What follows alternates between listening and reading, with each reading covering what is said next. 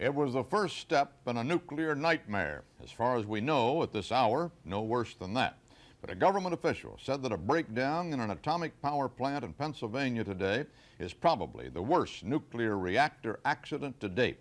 There was no apparent serious contamination of workers, but a nuclear safety group said that radiation inside the plant is at 8 times the deadly level, so strong that after passing through a 3-foot thick concrete wall, it can be measured a mile away.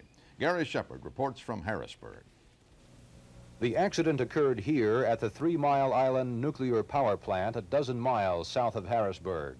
At about 4 o'clock this morning, 2 water pumps that help cool reactor number 2 shut down. Officials say some 50 to 60,000 gallons of radioactive water escaped into the reactor building and that the radioactivity penetrated the plant's walls. Steam escaped into the atmosphere and radiation was detected as far as a mile away. At least 50 workers and perhaps twice that number were at the plant when the accident occurred. A spokesman admitted that some were exposed to radioactivity and may have been contaminated, but he claimed no one was injured. All workers were given extensive checks with Geiger counters as they left the plant.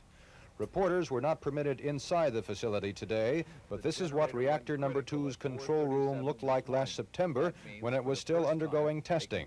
It went into commercial service only 3 months ago.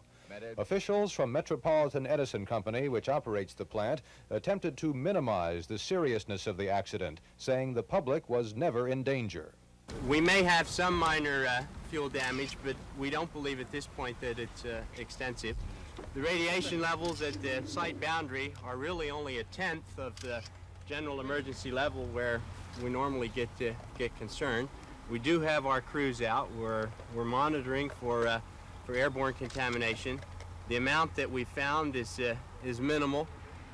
Very small traces of radioactivity have been released from the plant. But the company's statements have not answered several important questions. How much radioactivity has already escaped from the plant? How high is the radiation level inside the plant?